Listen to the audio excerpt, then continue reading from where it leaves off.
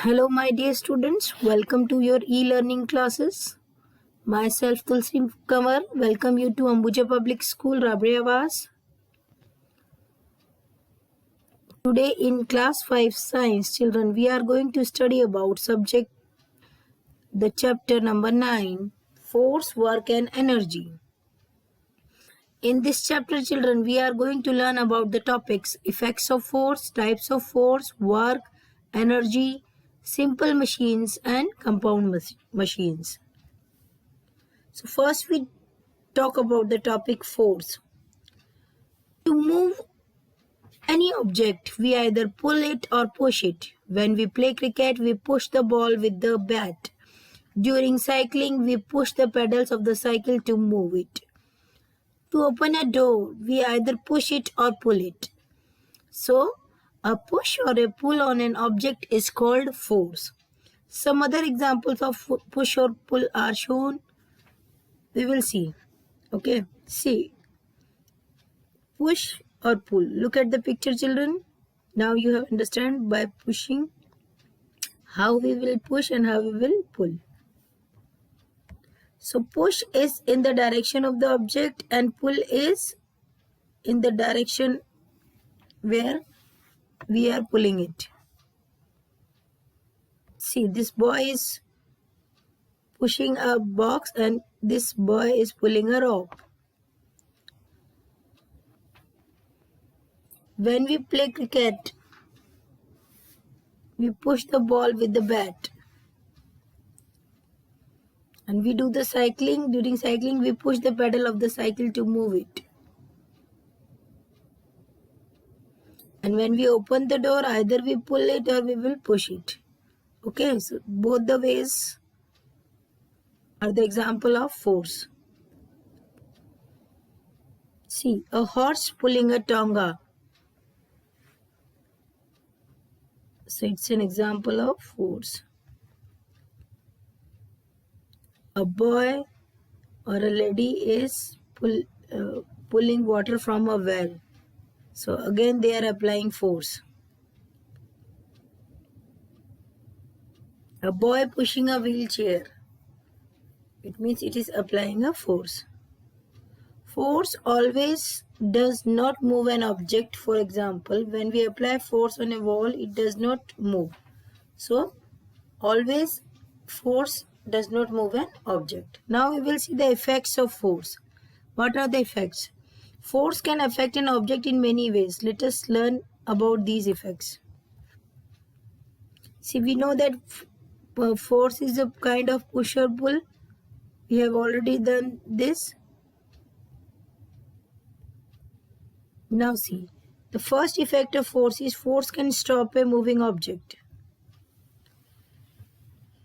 See, when we apply force on an object, on a moving object in the opposite direction, the moving object slows or stops. For example, force applied by a player on a moving football stops it in this way. Look at the picture, children.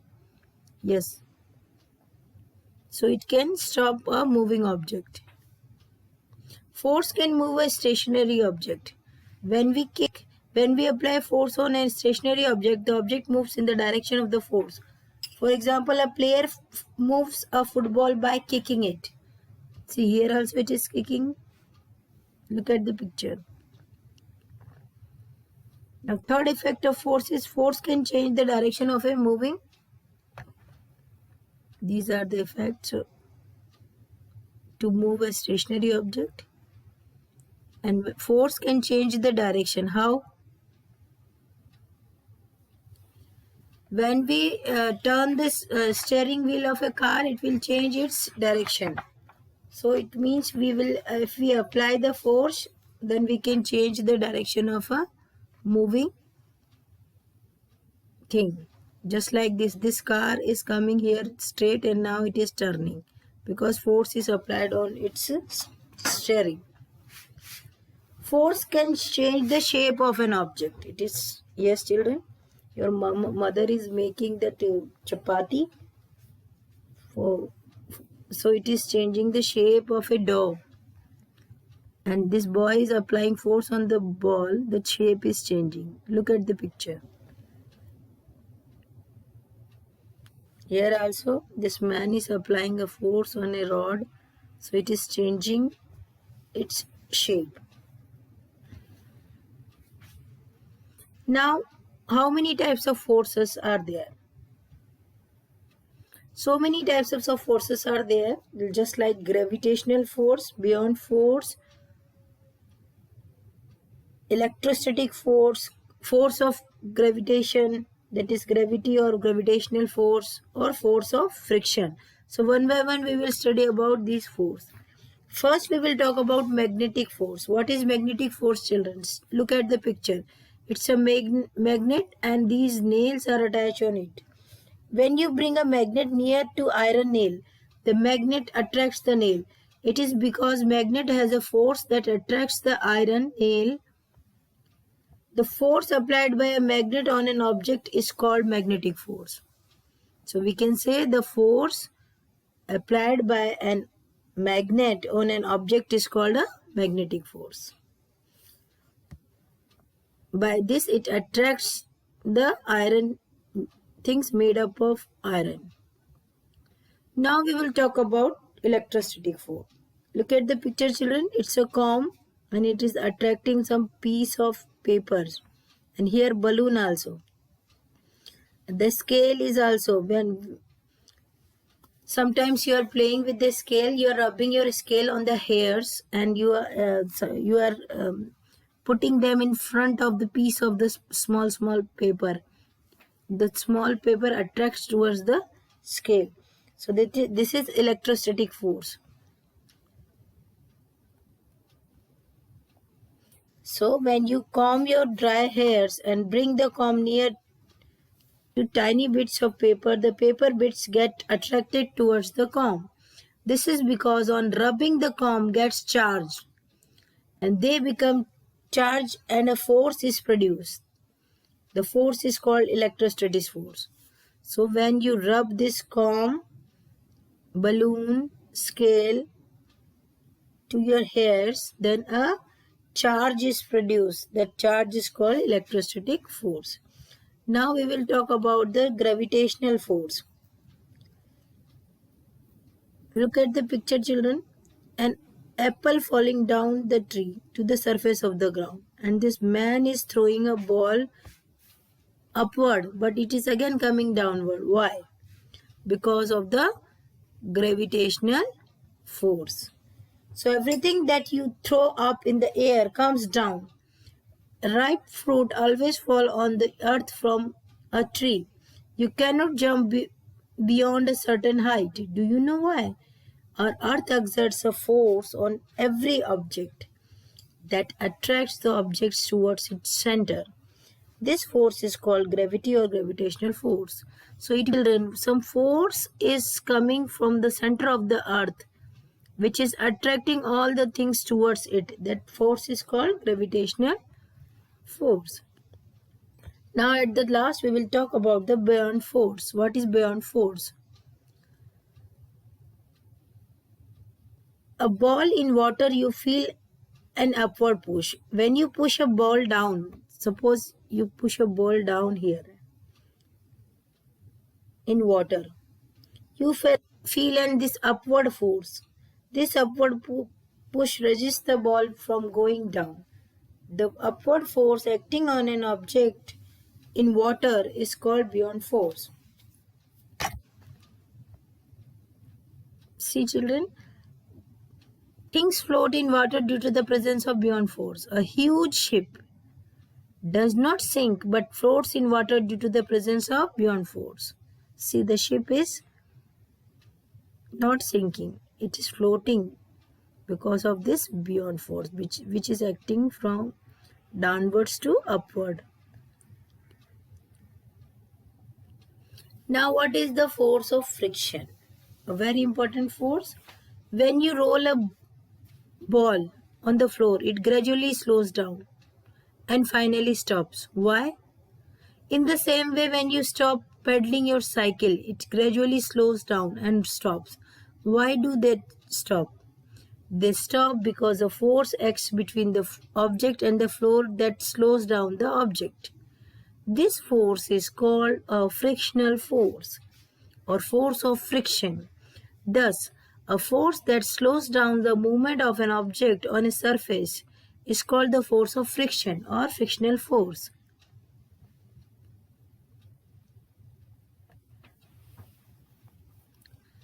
Watch this video, children.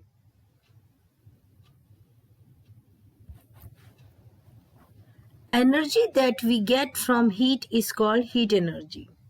And from where we are getting heat? See, look at the picture, children.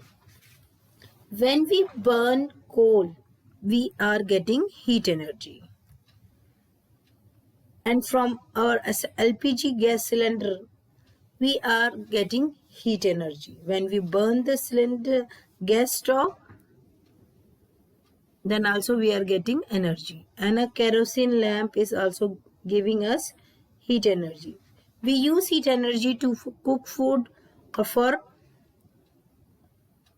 making us feel heat. Now, next is light energy. Energy that we get from light is called light energy. See, the energy which we are getting from bulb, CFL, candle. Because of this light energy, we are able to see things around us. Now, children, what is kinetic energy? The energy of an object due to its motion is called kinetic energy. And potential energy is the energy stored in an object due to its position. So we will study simultaneously about potential energy and see here it is having potential energy, and after coming down, so it is in motion now, so it is a kinetic energy. So potential energy and kinetic energy work simultaneously. This boy is here, he is having potential energy, and while coming from the slope, it is changing into kinetic energy. So a moving bus, moving cycle, running boy can have kinetic energy because they are in motion.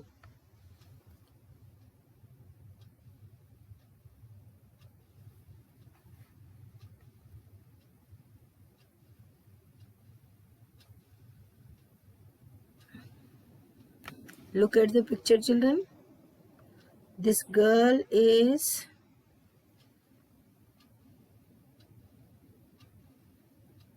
swing in this swing, so it is also having kinetic energy. This car, bus, all these are moving objects. They are in motion, so they are having kinetic energy. This boy is cycling, this girl is running. So energy that is stored and waiting to be used is called potential energy, and the more the boys work, the greater potential energy is there. Here also, look at the picture, these are the example of potential energy. Water stored in a tank is also possesses potential energy. Now children, watch this video. You will understand more about kinetic and potential energy.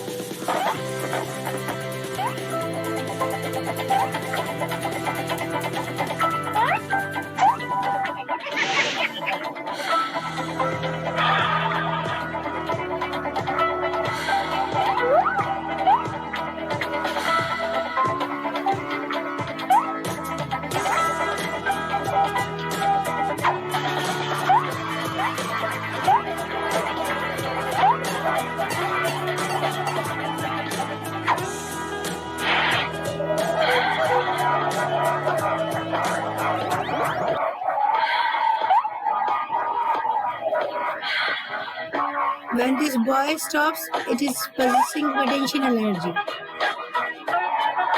So energy due to position. Now due to motion, it is having kinetic energy.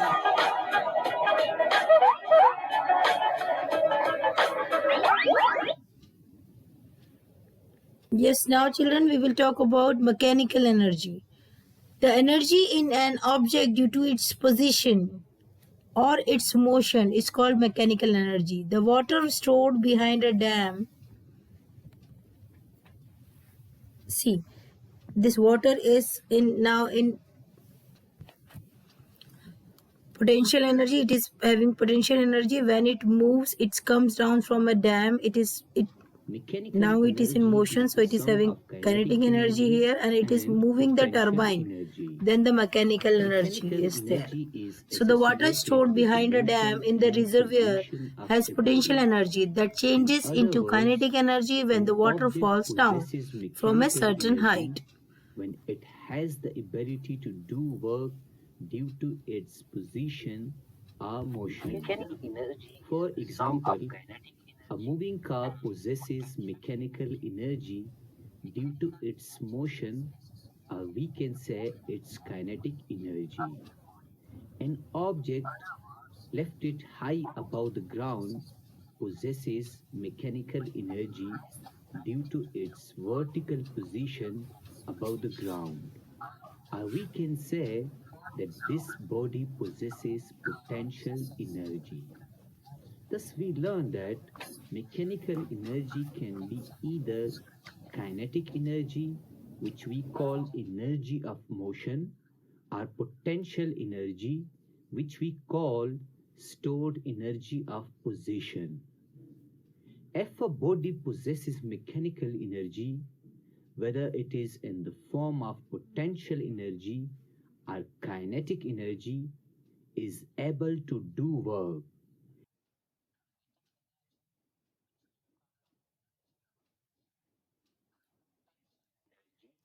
Which we call stored energy of position. If a body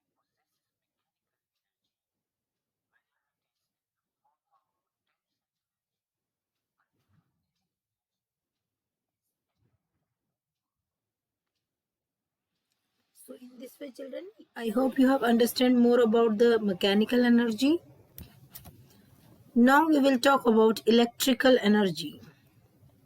What is electrical energy? The energy that we get from electric current is called electric energy. It is used to run electrical appliances like television and washing machine. And some other examples are curling iron, toaster, DVD player, refrigerator. So it is the electrical energy. Now we will talk about wind energy. The energy that we get from wind or moving air is called wind energy. It is used to generate electricity by using a windmill. Look at the picture, children. These are the windmills which are used to produce electrical energy. The wind is used to move these windmills, and then turbines are made to run, and because of that electricity is produced. Now we will talk about solar energy. The energy that we get from the sun is called solar energy. It is used to cook food in solar cookers, to heat water in solar heater, etc. It is also used in solar calculators and solar watches. Now sound energy. It is produced when an object starts vibrating. For example, the string of a guitar vibrates to produce sound energy. When someone plays the guitar, the strings vibrate and transmit energy. So, they come in the form of the sound, so it is a sound energy. Now, hydro energy. What is hydro energy? The word hydro means water. The energy of flowing water generates electricity in hydroelectric power plants. So, it is a hydroelectric power plant. The electrical energy so generated is called electrical energy. Now children, we will talk about the very important topic of this chapter, that is simple machine. What is a simple machine? A simple machine is a device that make our work easier and faster. Scissors, knife, tweezers and tong are some example of simple machine which we are using in our daily life. See, lever, pulley, wedge, screw, wheel and axle, inclined plane, these are all simple machines. So these are the different types of simple machines. So one by one we will talk about this machine, these type of machines. In another way we can say that a machine is any tool that makes work easier. A simple machine is an object that changes a force into, and simple machine lets you use less force to move an object. So the different types of simple machines are lever, pulley, wedge, inclined plane, screw and wheel and axle. First we will talk about the lever. You must have seen that we can easily open the tin cap of a soft drink bottle using a bottle opener. So children, that bottle opener is also a lever. So all these are the example of simple machines.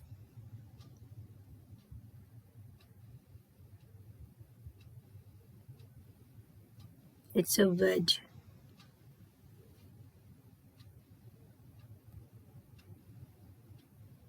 Screw. So we will first talk about lever. Bottle opener. We are talking about the bottle opener. It's an example of a lever. We can lift heavy objects using a rod. The bottle opener and the rod are example of a lever. A simple machine that turns around a fixed point is called a lever. See, it's a bottle opener.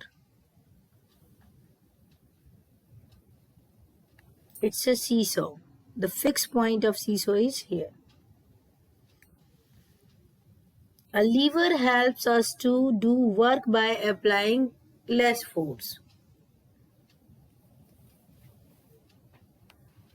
The term related to lever are load, effort and fulcrum. A lever is a simple machine that is used to lift things. It is made up of a bar called the lever, stick like this, and a support, that is fulcrum. Okay. So load, effort and fulcrum. Load, it's a fulcrum and it's a effort. When we apply a force, it is called effort, and the load which we have to apply the force on is called load. The object on which work is to be performed is called load. The force applied on a lever or lift, the load is called effort. Here the force is applied, so it is effort. And the fixed point, it's a fixed point on object which is a lever turns is called a fulcrum. Effort, load and fulcrum. So these are the classes of levers. So first we will talk about class 1 lever. In first class lever, fulcrum is in between the load and the effort. See, fulcrum is in the middle, it's effort and load. So when the fulcrum, the fixed point is between load and effort, then we will call it as first class lever. So some example of first class lever, see in this way. It's a fixed point, effort and load. And it's a first kind of lever. So example of first class lever are seesaw, scissors, spoon, seesaw, scissors,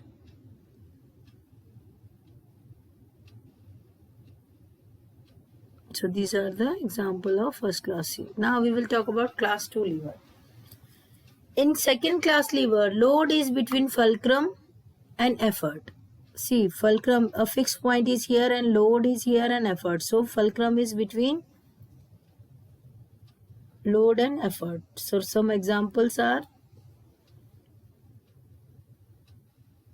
see, load is in the middle and its a fixed point is here and the effort is here. So some example are a wheelbarrow, a bottle opener, and a nutcracker. This one. Class 3 lever. In third class lever, effort is in between fulcrum and the load. Now effort is in the middle and the fulcrum and load are sideways. In this way, we have to apply the force in the middle. So the examples are forceps, a staple machine, This lever and its types. So let's start. high storm. Kids, So these we are the have already examples of learned that third class. machine is So any we can say structure that a makes first our class work easier. lever is And effort simple machines are those machines applied that force, have a that is few fulcrum or and no load. moving parts Second, at all. fulcrum, load, effort. Third, Today we will learn force, about effort lever, and lever. which So in is a first simple class lever, machine, fulcrum and is we in the use it middle, often in our daily life to and in the make our second class, work class easier. lever, load is in the middle, and in the Lever third class, is effort basically is a long stick in that the you push or pull middle. from So I'm one showing you side one against video a based on fulcrum this. Watch this in order video. to move something on the other end of the bar. In order to lift an object by hand requires force. Example, to lift this heavy weight by hand, you require a lot of muscular strength. But we can lift this object without applying much muscular force using a lever, which is nothing but a rigid bar that moves around a fixed support called fulcrum. Object to be moved or lifted is placed on one side of the rigid bar, and force is applied on the other side of the bar to lift it. Object can be lifted with much ease compared to lifting the object using muscular force. A lever essentially has three parts: effort, load, and fulcrum. Effort is the point where you apply force. Fulcrum is a fixed support. And load is a point where you want the force applied to act.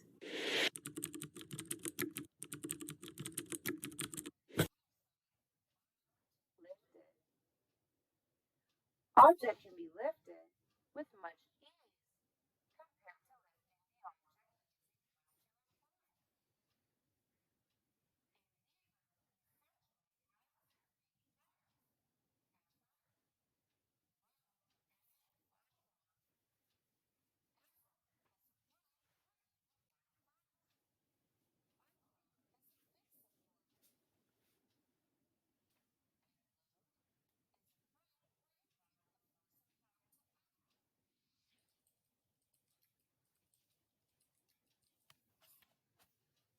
Now we will talk about another simple machine, that is pulley. It is difficult to lift a bucket full of water from a well, but you can do this easily by using a pulley. So, children, a pulley consists of a circular disc. See, circular disc is there, made of metal or wood with a groove cut along its rim. So it is having the grooved edge. So we will use the pulley. A rope passes and at that groove, a rope passes around the grooves. The groove prevents the rope from slipping off the disc. The pulley rotates about an axle fixed to a support. See, wheel with the groove, a rim is there, and the rope is around it. Look at the picture. See, these kind of pulleys we are using in our well.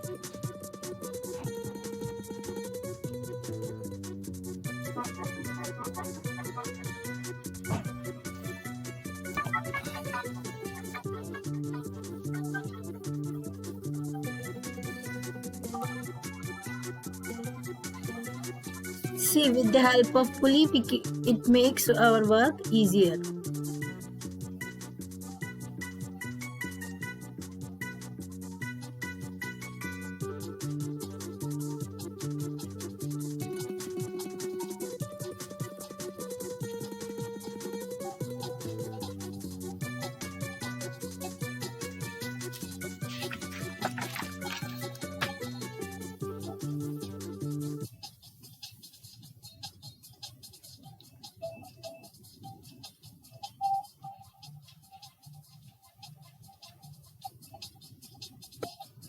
See, here more than one pulley is there. So 5 pulleys are used.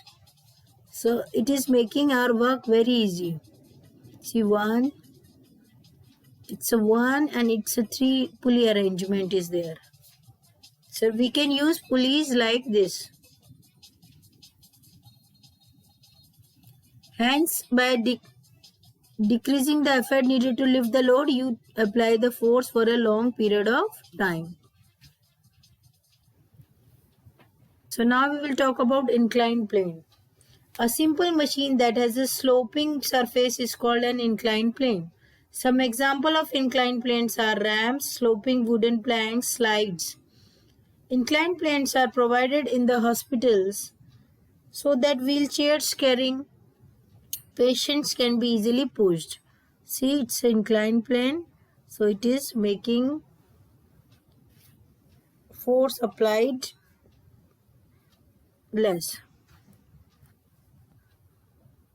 See, like this. It's an inclined plane. So it is very easy for this car to move on an A screw is one inclined of the plane most to commonly used reach mechanical this devices height. in the world. It is a machine that converts rotational motion Now into we will linear talk about motion. the screw. A screw is an inclined plane A screw has a long and thin metal shaft wound with around a threads rod. spiraling It along looks its like a length. nail with It groove also has a cut into it. It has a winding edge called thread. To insert a turning screw head with in a a groove wood, where a it is screwdriver can be used to rotate screwed it. in The by strength of a turning it screw's round hold and round depends with on the a width of the screwdriver. threads and the distance Less between force them. is needed to insert a screw in the The wood closer and wider the than a threads, nail. The screw can hold things together tightly. A screw jack is an example of a screw. However, more threads require more rotations to attach the screw, and wider threads require more force in the rotations.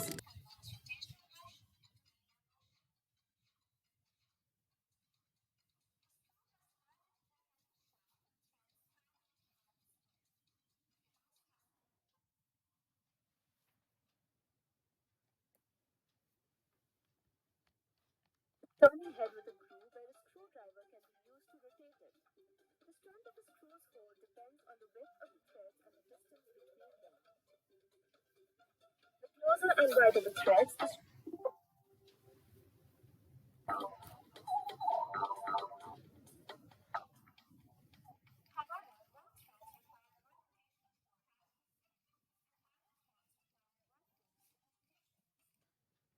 So children, I hope you have understood about the screw. Now we will talk about the wheel and axle. See, it's a wheel and it's an axle. Axle means rod. So each time you turn the knob of your water tap or the door knob of your house, you are using a simple machine. That is a wheel and axle. A wheel with a rod attached to it is called a wheel and axle arrangement. When we turn the wheel, the axle also turns. In a screwdriver, the thick handle works as the wheel and the thinner metal rod as the axle. With this arrangement, it takes less force to move something. Other examples of wheel and axle are the steering wheel of a car and a drill used by a carpenter. See.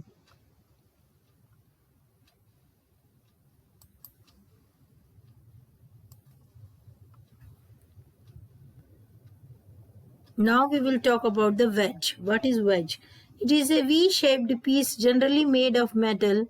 It has two inclined planes, but which are put together to form a sharp edge. An axe, a blade, and a knife are the example of wedge. It is used to cut and split things. See, it is having two inclined planes.